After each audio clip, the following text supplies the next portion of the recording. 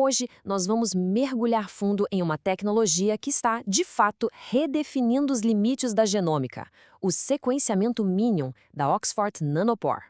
Para a gente ter uma ideia do impacto disso, basta olhar para essa aplicação aqui. Em 2015, no meio de um surto de ebola na Guiné, cientistas usaram sequenciadores portáteis para monitorar o vírus diretamente no campo, em tempo real. Uma capacidade que poucos anos antes parecia coisa de ficção científica.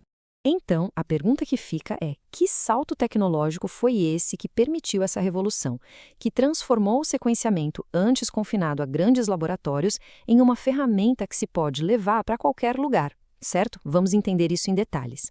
Essa inovação, claro, não surgiu do nada.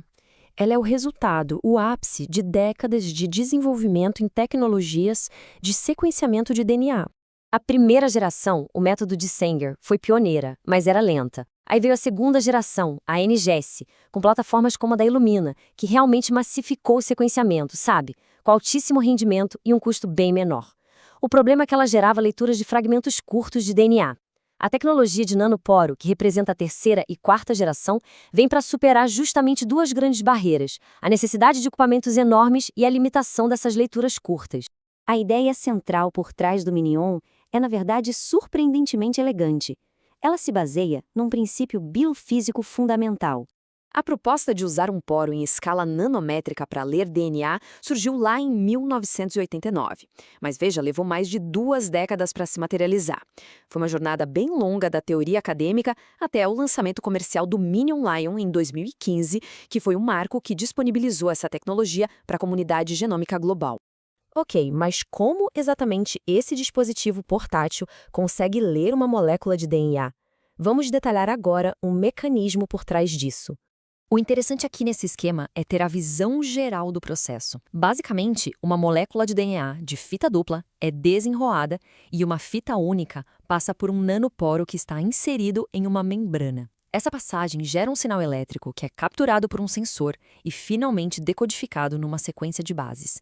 E o mais incrível, tudo isso dentro de um dispositivo que cabe na palma da mão. O processo é uma sequência de eventos bem notável. Primeiro, a translocação. Uma fita única de DNA é guiada para dentro do nanoporo. Em seguida, a medição. Uma corrente iônica constante é mantida através do poro. O passo crucial é a detecção. À medida que cada base, A, T, C ou G, passa pelo ponto mais estreito do poro, ela causa uma interrupção bem distinta e mensurável nessa corrente.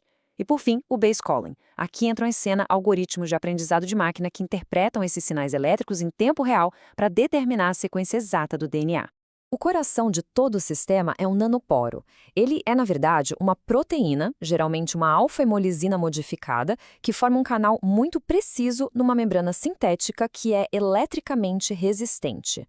É a geometria e as propriedades desse poro que o tornam um sensor de molécula única extremamente sensível. E aqui está o ponto crucial. Diferente das tecnologias anteriores que dependiam de detecção óptica com marcadores fluorescentes, o Minion faz uma leitura puramente elétrica. Cada uma das 4 bases do DNA, e até mesmo modificações químicas nessas bases, tem um tamanho e uma forma que causam uma perturbação única, mensurável na corrente iônica. Olha, um dos maiores desafios no começo era controlar a velocidade com que o DNA passava pelo poro. Era simplesmente rápido demais para uma detecção precisa. A solução foi genial: acoplar uma proteína motora. Essa enzima funciona como uma catraca, passando a fita de DNA pelo poro, base por base, numa velocidade controlada. Isso permite que o sensor capture o sinal de cada nucleotídeo com alta fidelidade.